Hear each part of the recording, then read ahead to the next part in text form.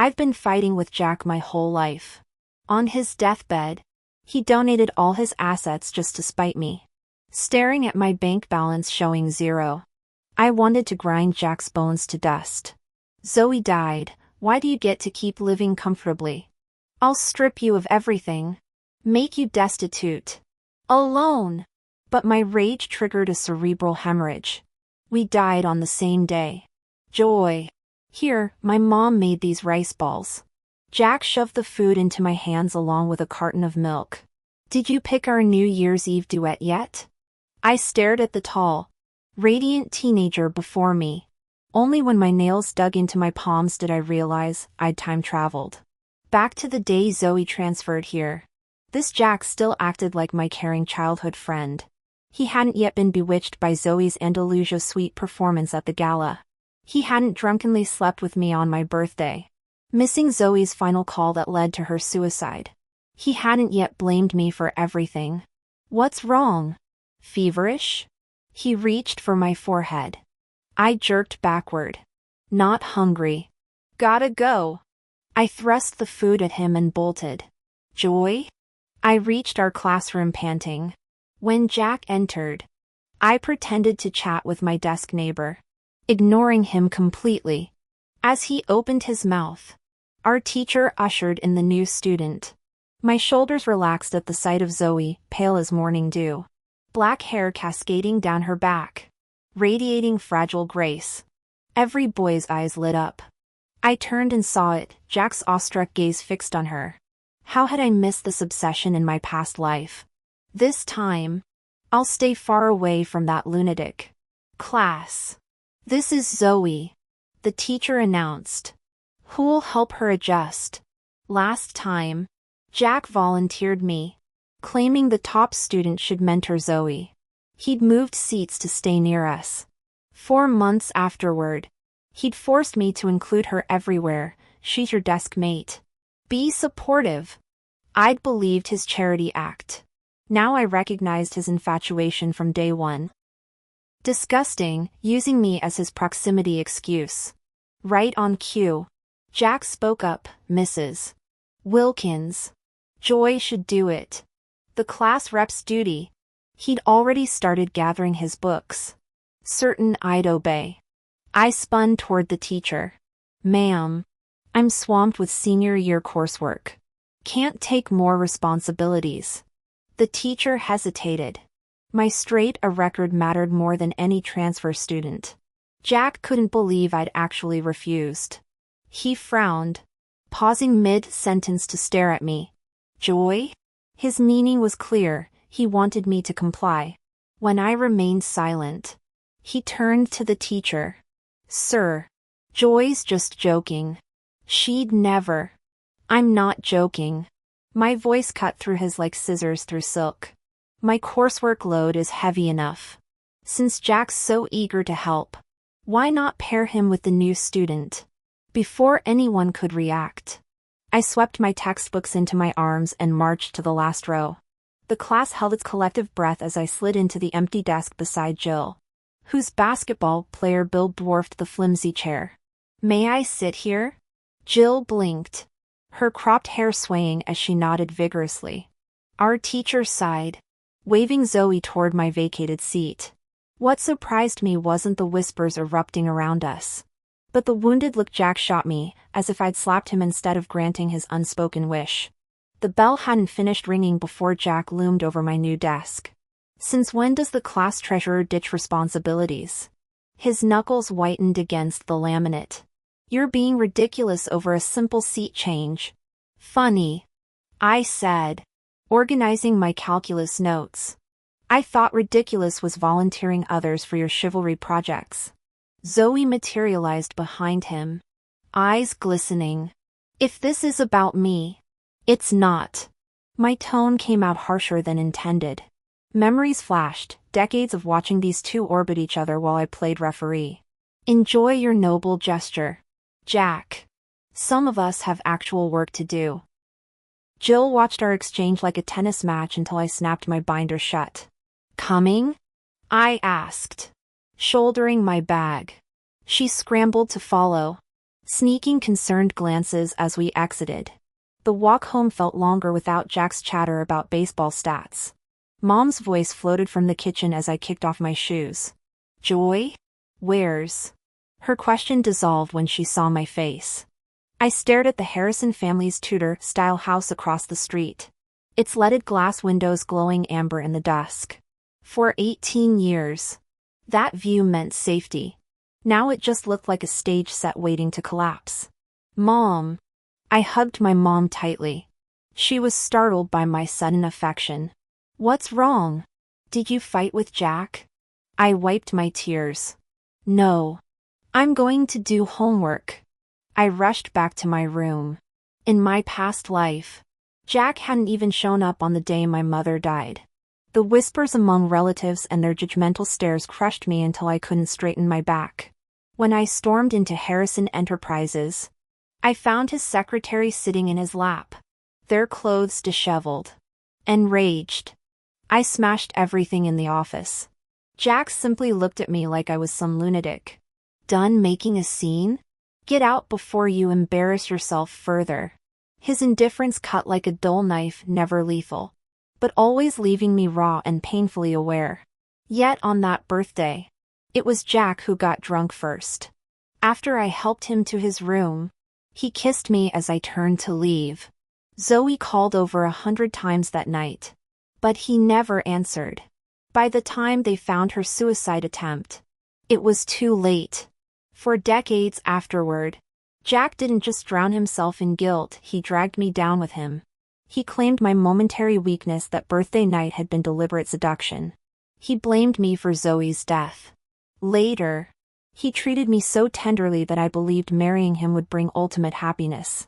But after our wedding, he transformed completely. He chased other women openly and subjected me to emotional neglect. Not knowing about Zoe then, I kept trying to fix our relationship. Nothing worked. His coldness never thawed until the night he drunkenly cried Zoe's name, finally revealing the truth. I hated him for blaming Zoe's death on me. I hated his affairs while leaving me in empty bedrooms. I couldn't accept it. Couldn't let go. Why me? I kept screaming internally. Why destroy me like this? We became bitter enemies for life. Jack's loathing grew so intense that on his deathbed, he donated all our assets to charity just to spite me. "Zoe's dead. Joy," he sneered maliciously. "Why should you live comfortably? I'll leave you destitute. Homeless.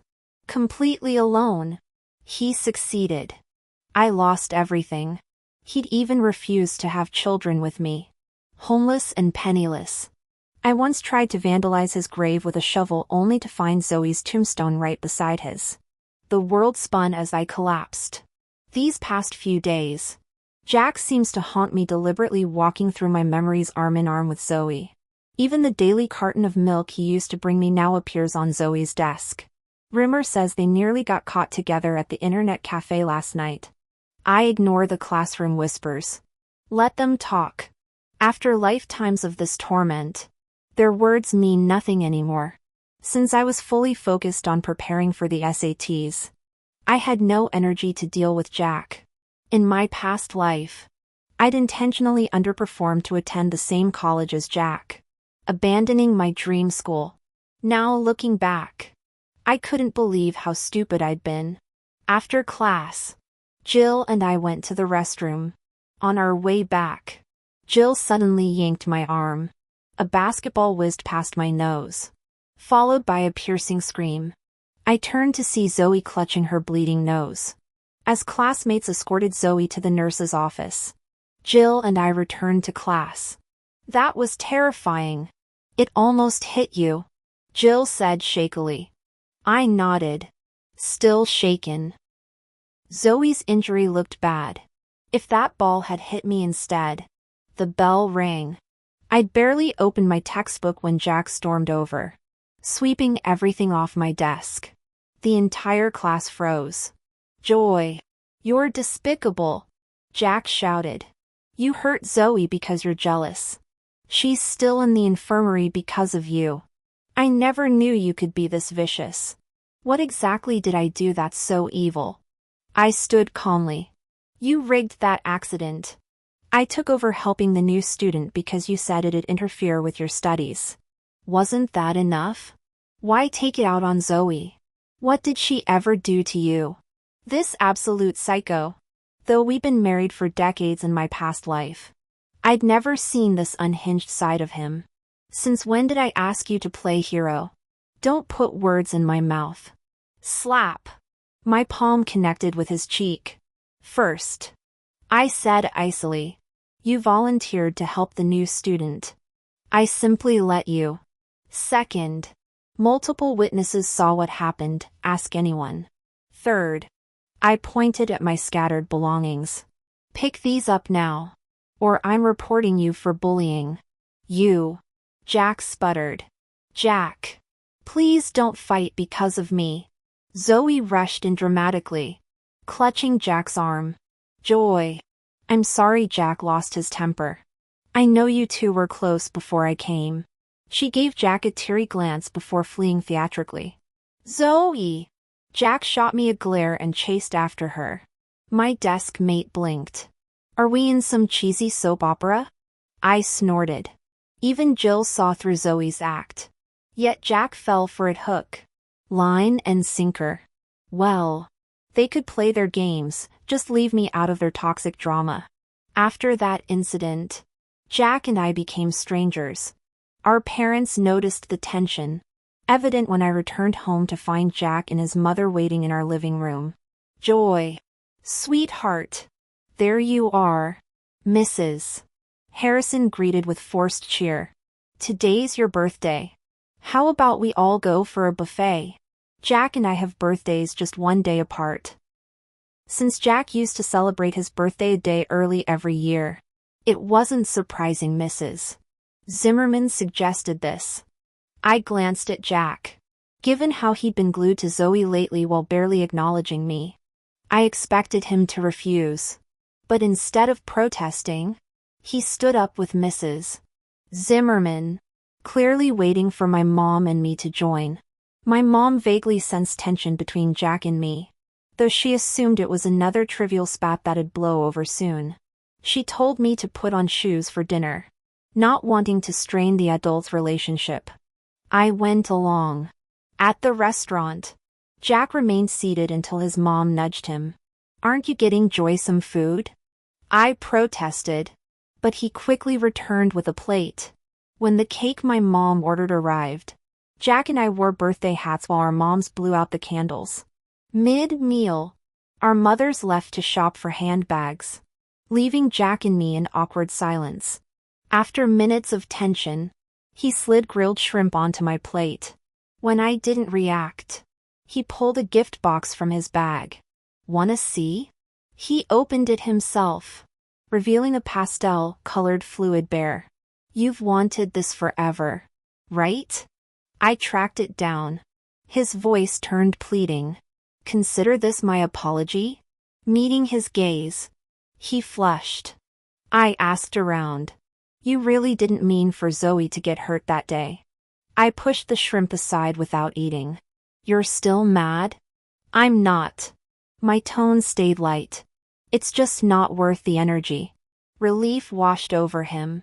You've avoided walking to class with me for weeks. Let's go together tomorrow? What about Zoe? He hesitated. Jack? Zoe materialized at our table. Jack shot me a look before standing. Zoe? What are you doing here? Her eyes darted between the cake and open gift box. I was shopping with friends. Saw you and came to say hi. She smiled at me. Joy. Is today your birthday? That present's adorable. When I kept eating silently, Jack frowned at her. Where are your friends? They left when I came over. Mind if I? Not at all. Jack scooted inward, making space. What do you want? I'll grab it. Anything you pick'll be perfect. Blushing, Jack hurried off. Zoe lifted the fluid bear without asking, hands drifting dangerously over the table's edge. One slip, and it'd shatter. Keep it if you like, I said. She froze. Really? She brought in the liquid bear. I nodded while eating my own food. Well then, I won't hold back. When Jack returned, Zoe had just moved the gift box aside. Jack. Joy says she doesn't like this gift and wants me to have it. You don't mind, right? Jack's expression darkened. You gave away my present to someone else? I nodded. She was holding the box mid-air earlier. If I hadn't offered, she might have dropped it, smash. Know what that means? Jack frowned at Zoe. Zoe's face paled, tears welling up instantly. Jack. I'd never. She turned to me, standing abruptly. Joy. If I'm unwelcome here, I'll leave. Please don't do this. Then leave. I agreed. Zoe's expression shifted. After glancing at Jack, she bit her lip and ran off crying. Jack glared at me. Joy. What's your problem? Why can't you tolerate Zoe? Just because we're close doesn't mean I can't have other friends. Are you trying to control who I hang out with? His eyes fell on the liquid bear. With one furious swipe, he knocked both the bear and nearby plates to the floor. I stared at the shattered pieces, mourning the innocent bear's fate. What's going on here? Our mothers stood frozen nearby. I wiped my mouth with a napkin and stood. Auntie, Jack and I aren't getting along anymore. We should stop these gatherings. Taking my mom's hand, I led her out of the buffet hall. During the car ride home, Mom asked for details. I explained everything about the transfer student situation. She sighed. Jack always seemed so level-headed before. I smiled faintly. Mom, let's move to the villa. Our family had purchased and furnished the suburban house 6 months prior, delayed only by Mom's attachment to old neighbors and my carpool arrangement with Jack. Seeing my strained relationship, Mom finally nodded. I'll call movers tonight. The new house actually shortened my school commute. With professional movers handling everything, we settled in that same evening. Now I gained extra sleep each morning and could finish homework an hour earlier after school, absolute bliss. As New Year's Eve approached, Jack's silent treatment intensified. He and Zoe became inseparable, sharing lunches, walking home together, even going camping. When they returned from overnight trip, suspicious marks dotted Zoe's neck. Joy. You don't think they actually, Jill whispered during study hall, blushing as she glanced at the couple currently sharing a sandwich and milk carton. I shook my head without looking up from my textbook. Not our business. Just as I opened my notebook, Jill kicked my ankle under the desk. Pissed, incoming. I looked up to see Zoe approaching with theatrical hesitation. Joy. Could I ask you for a favor? I crossed my arms, leaning back in my chair. If you already know it's troublesome, why bother asking? Zoe clearly hadn't expected this response. She bit her lip and glanced at Jack. But I caught the flash of satisfaction in Jack's eyes, as if my harsh attitude toward Zoe pleased him, interpreting it as jealousy. Joy. Could you let me take your Sunshine performance slot for the New Year's Eve show? This was originally Jack's idea since we both loved that song.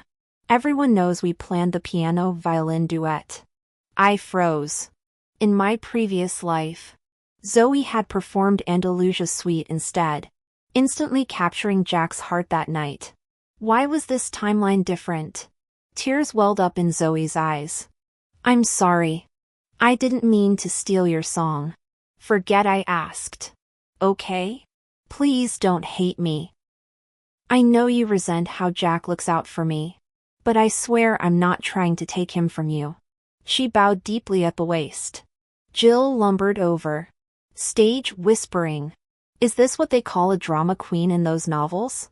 Her quiet remark carried across the classroom. Snickers erupted around us. I couldn't bear seeing beauty in tears anyway. Besides, the thought of performing with Jack made my skin crawl. Sure. It's yours. I agreed easily. Zoe's triumphant smirk vanished as Jack stormed over. Who said you could give away our duet? He snarled, face contorted with rage. Even Zoe shrank back. Didn't you send her to ask? I raised an eyebrow. So you're saying Zoe manipulated me with fake tears to steal the performance? The whole class witnessed her waterworks act. If I'd refused, I'd be the bully, right? That's not what I meant. Then explain. I slammed my hands on the desk. Jack, do you think I'm some pathetic doormat? You two can play your gross little games. But don't expect me to cheer you on. What's next, sending me play-by-plays of your bedroom adventures? Do you need an audience to get off? The resounding slap left my palm stinging. Next time you bother me, a slap will be the least of your worries. Stay the hell away from me. Both of you. Jack's face flushed crimson. Fine. We're through. I barked out a laugh. You figured that out just now? Who wants to play childish games with him?